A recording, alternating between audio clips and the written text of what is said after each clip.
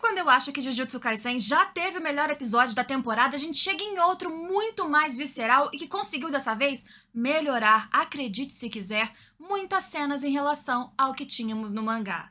Olá, eu sou a Gabi Xavier e estou aqui para comentar episódio novo da segunda temporada de Jujutsu Kaisen. Lembrando, aqui eu não falo spoilers do futuro do mangá, então se você não quer saber antes quem mais vai morrer nessa história, que só morre gente, pode continuar nesse vídeo e vamos comentar o que aconteceu neste episódio, que na minha opinião, conseguiu trazer muito mais impacto visual, inclusive, em várias das cenas que tínhamos no mangá. Porque é o seguinte, este episódio adaptou capítulos 126, 127 e 128, para vocês que gostam de saber aí em relação ao mangá, e esses capítulos tinham basicamente o que a gente assistiu, porém, algumas cenas foram valorizadas em relação à estética, outras, especificamente na batalha que a gente teve principal, a gente teve alguns esticamentos, algumas ampliações de cena, então a batalha ficou ainda mais dinâmica no que ainda o começo dela. Dá pra gente ver que ainda tem muita água pra rolar, até porque acabou de chegar um personagem maravilhoso que estava fazendo falta nessa história, que é Todo, ou o Brother, que é a dupla perfeita, tem uma dinâmica, especialmente usando o seu Boogie-Woogie, para fazer ali uma batalha, aproveitando não só as suas capacidades, mas principalmente do Itadori, que tá, segundo o Mahito, com 10% ali da sua alma, da sua existência, acabado psicologicamente, mas ainda é um adversário muito bom, muito perigoso. Aliás, o que eu achei muito bom desse episódio foi como eles conseguiram abordar com muita atenção, com muita intensidade, o luto do Itadori e o que ele estava vivenciando de traumas, o como o seu psicológico não tá dando conta de várias porradas que ele vai levando. Eu não tô falando da parte física, é aqui dentro da cabeça mesmo. Pra quem achou que o anime tinha dado uma censurada, pegou ali o golpe na Nobara no episódio passado de trás, né, um ângulo um pouco diferente, levemente diferente do que foi o mangá, eles pegaram e esfregaram na cara de todo mundo um close na Nobara com o olho ali, a órbita completamente vazia, tudo ensanguentado e o olhar vidrado. E sim, neste momento ela está sem respirar, o coração parado.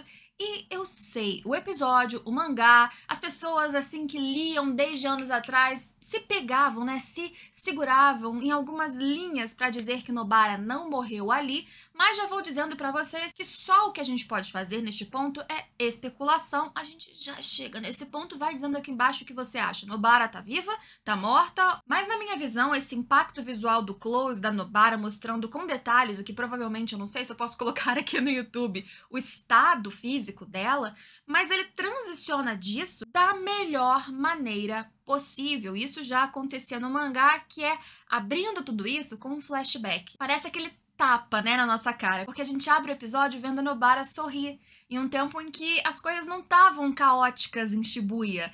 E a gente vê eles aí numa situação cotidiana, em que estão cuidando de uma camiseta do Gojo que o Idichi deixou com eles, e a Nobara, sem querer, derruba um café e vem com aquela: peraí, a culpa é minha que derrubei o café ou é dele que deixou essa camiseta nos nossos cuidados, sendo que não era a opção mais adequada? E aí eles tentando limpar, e depois o Megumi colocando aquela camiseta do nada quando o Gojo chega dentro da própria camisa e ficando um volumão, e eles rindo. Uma cena que faz com que este close bizarro que vem em seguida doa muito mais. E aí vai direto pro Itadori e você entende mais ainda a dor dele. E nesse ponto não é só dor, é frustração, é culpa, é um sentimento de incapacidade que faz com que ele não se mova. E ele vai apanhando o tempo todo do Mahito desde então, em várias cenas que são muito impactantes também em sons. Você vê aqueles golpes secos, o vilão rindo insuportavelmente alto, aquele som estridente, a voz aguda, que faz com que a raiva deste personagem, no meu caso pelo menos, aumente 1000 vezes mais. E a gente que tá assistindo ficando agoniado porque ele não se defende. Porque há um misto de culpa, já pelo que ele fez, ele não, né, mas o seu corpo fez através dos golpes do Sukuna. Isso depois dele ser derrotado pelo Choso, aí depois ele vê o Nanami explodindo na sua cara e depois a amiga também morrendo, pelo menos é o que parece, morrendo. Então é muita coisa. Ele não tem tempo de processar e já vem o inimigo acabando com ele. Não fosse o Todo chegando ali não só para o defender, mas para levantar a sua moral e lembrar o que ele tem como legado, inclusive dessas pessoas que partiram, ele seria derrotado não por incapacidade de vencer, mas por desistência. E a chegada do Todo, pra mim, é nada mais, nada menos do que épica Ele usa o Boogie pra trocar ali o Itadori de lugar, então ele o salva. E ele chega com uma trilha que já vai subindo ali, uma trilha que me lembra às vezes Street Fighter, uma coisa animada, remetendo à luta, crescendo nos tons um pouquinho mais épicos pra gente ver a batalha começando. E o que as pessoas se apegam bastante sobre Nobara não morreu, assim, eles realmente deixam aquele 0,00001 de chance, de propósito, com certeza, sobre este mistério do futuro dela, é porque Nita, que tá ali com o todo, ele tem essa capacidade de tratar, não tratar, né, mas dar um jeitinho em alguns ferimentos, tanto que ele em seguida, ele faz com que os golpes, os ferimentos que o Itadori tinha levado até então, eles parem de piorar, de sangrar, de doer, não os futuros, mas até ali ele dá uma amenizada. E ele diz que tratou também da Nobara. E ele fala, ele deixa claro que pra ele ela já estava morta, então assim, ó, não é nem minha culpa, não fiz nada, eu tratei o que eu pude, mas a gente faz algumas suposições de que, ó, se ela estava sangrando, se aquilo ali estava se alastrando, ele deu uma pausa, ele deu ali uma medida paliativa para levá-la para algum lugar, porque como ele mesmo diz depois também, ela não tá com o coração batendo, ela não tá respirando, ela tá num estado morta, mas é bem recente, vai que alguém consegue reverter. Num contexto de levantar a moral do Itadori. Então a gente tem que ter um pouquinho assim de cuidado, claro, esperanças são sempre válidas, mas para entender que de qualquer maneira a situação era aquela dela morta, pelo menos naquele estado, mas com uma esperança no fundo pro Itadori continuar lutando e você continuar assistindo. Mas esperanças são gratuitas, você pode depositar a sua aqui embaixo nesses comentários, e o restante do episódio foi uma luta extremamente bem valorizada. Ah, eu sei, a gente tem essa expressão e escolha, neste caso assim, artística, de termos alguns planos que vêm numa sequência, eles fazem menos cortes em certas partes ou golpes da batalha, você vê os corpos se distorcendo com a movimentação, o que sinceramente num plano óptico é bastante assim fidedigno, porque se você tá assistindo personagens lutando numa velocidade absurdamente alta, você não tem olhos tão bem assim treinados ou capacitados para conseguir ver aqueles corpos em perfeição, definição incrível. Então, quando você vê eles lutando um contra os outros e trocando ali de planos e aqueles corpos se distorcendo, é como se eles estivessem passando pra gente, nessa opção artística, uma visão realmente de como é isso a olho nu. Pra mim fica muito bem feito, mas não é só sobre isso que eu quero dizer quando eu digo que eles valorizaram. É porque neste começo de batalha no mangá, os planos eram menores. A gente tinha ali uma velocidade muito maior até chegar no final, por exemplo, deste episódio. No anime, não só eles trouxeram algumas montagens, algumas sequências e alguns planos que eu chamaria inclusive de originais,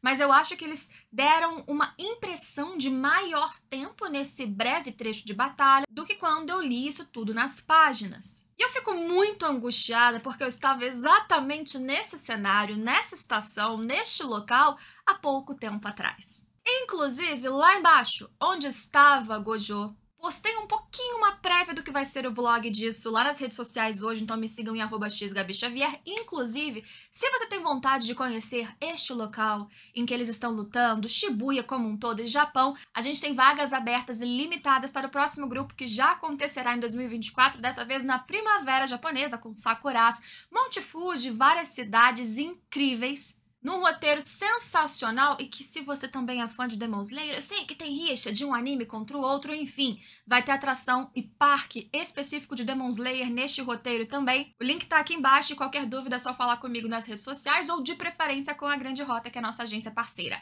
Enfim, lá onde estava a Gojo e que eu não consegui salvar, Todo também não conseguiu, né? Tem esse adendo que eu tinha esquecido de comentar. Só que não tinha muito tempo para o Todo pensar sobre isso. Já que o Kubo foi embora, vamos pensar no que está acontecendo agora. Ou seja, vários amigos, vários aliados estão lutando, precisando de ajuda, vamos focar nisso. E por isso é que ele acaba chegando rapidamente onde estava Itadori Yuji. Bem, a luta entre os três é muito dinâmica, de novo, principalmente por causa do Boogie. Eu acho que essa volta do Itadori com mais ali vontade é muito ou principalmente por causa, sim, do discurso do Todo, que por mais que seja fanfarrão, tem esse ar às vezes um pouco mais cômico, ele tem esta presença de gorila, como diz o Mahito, mas também de alguém que tem uma sabedoria acima talvez da sua idade. Ele fala pro Itadori, olha, esses que foram embora, eles deixaram pra você uma missão. Você não precisa me dizer qual é ou pensar sobre qual é esta missão ou este legado agora.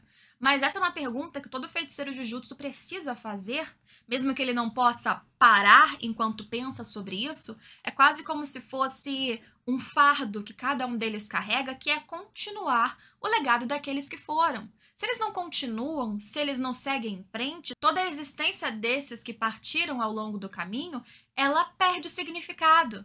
Então, sim, abrace essas perdas, abrace esses sonhos que foram perdidos, essas dores, no caso do Nanami, né, que o Itadori fala que ele vai abraçar e carregar consigo, e continue. E ele faz isso. E o momento em que o Todo também ultrapassa seus limites é muito melhor no anime do que foi no mangá. No mangá é um retângulo das mesmas frases que ele pensa ali no anime, preto e branco, nada demais. O anime trouxe todo um caleidoscópio de cores, de imagens, de idols, do que o Todo tem pra si, enquanto ele pensava que, poxa, lá atrás eu cheguei pra esse garoto e falei, se você não continuar em frente e não ficar mais forte, não vai poder ser meu irmão. E hoje ele tá mais forte que eu, me deixando pra trás. Essa maldição também. Então eu preciso ultrapassar meus limites e é isso que ele faz. Ele vai dar um Kokusen, né, contra o Mahito extremamente forte. Só que aquela parte mais intrigante dessa luta é que, apesar dele ser fundamental até para colocar o Itadori Yuji em posições muito benéficas contra o inimigo nessa luta, ele não tá conseguindo, ele não tem a capacidade até ali, como a Nobara tinha também, de atingir a alma do Mahito. E por mais que o inimigo esteja com 40% ali previsto do que restou da própria alma ou da própria existência, seus golpes podem ser incrivelmente fortes e habilidosos, você não vai conseguir atingir aquilo que precisa realmente ser eliminado. O Itadori Yuji, entretanto, consegue atingir essa alma. Será que em algum ponto o Todo também conseguirá? Seja como for, ele consegue não ser golpeado, ele ainda não deixou que o Mahito se adaptasse completamente à sua própria habilidade inata, que é muito simples, mas é muito bem utilizada, até porque ele consegue trocar de lugar com qualquer coisa que tenha um mínimo ali de energia amaldiçoada, incluindo objetos inanimados. Até o final do episódio, essa batalha chega no ápice de cores, de luzes, e ele chegando lá no topo, de novo ali no cruzamento de Shibuya, enquanto o Mahito vai com toda a vontade, a transformação ali bizarríssima, mas a gente precisa falar sobre a cena que aconteceu no Shinkansen, ou no trem-bala, que mostra a Miwa conversando com aquele últimozinho mini robô, mini fragmento do Mekamaru. Porque a gente tem que lembrar que o Mekamaru morreu lá na prévia, antes do incidente de Shibuya. Como ele tinha essa restrição congênita, ele guardou muita energia amaldiçoada ao longo da vida e ele tinha essa capacidade de controlar fantoches a longa distância. E por isso, por precaução, ele deixou vários desses dispositivos, micro-robozinhos, espalhados caso o plano dele desse errado, e deu. Um deles estava lá conversando com o restinho de energia que tinha com a Miwa, enquanto ela e outros alunos da instituição de Kyoto, de feiticeiros, estavam indo para Tóquio. O Todo e Nita aparentemente foram avisados antes, por isso eles estavam já em Shibuya, porque o Mekamaru previu que o Todo e o Nita, por estar com ele, seria um útil e o outro também fácil ou provável de sobreviver.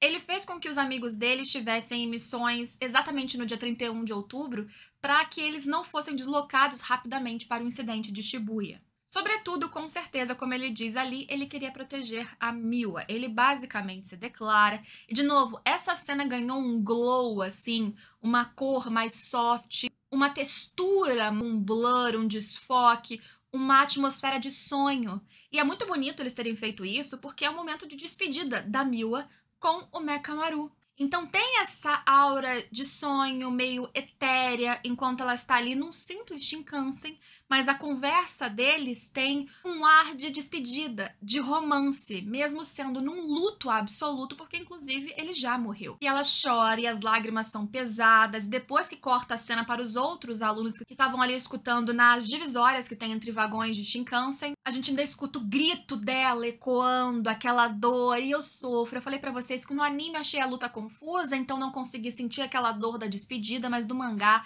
eu sofri bastante com a morte do Mekamaru, especialmente por causa desse sentimento que ele já mostrava pela Miwa e pela completa impossibilidade agora dos dois ficarem juntos. Bem, atrasados ou não, estes alunos estão indo agora sim em direção ao incidente de Shibuya, que ainda está pegando fogo, ainda tem muita coisa acontecendo, principalmente, é claro, essa batalha que a gente ainda está acompanhando e que vai continuar no próximo episódio. Eu amei este episódio, eu tô muito feliz de estar assistindo esse arco e finalmente a gente tá no ápice, que é muito triste, que eu sofro, que machuca, mas que é exatamente o que eu acredito que é a parte boa e inscrita deste incidente de Shibuya, e muito feliz que eu posso olhar agora os cantinhos. Eu nunca tinha ido exatamente nessa estação, porque são várias linhas conectadas, tá? Lá em Tóquio. Emoção maior, sabe? De assistir, de entender, de perceber as coisas, então eu tô bem feliz. Triste, mas feliz também. E conte aqui embaixo o que você achou deste episódio, se você concorda ou discorda de mim em relação ao anime ter melhorado bastante neste momento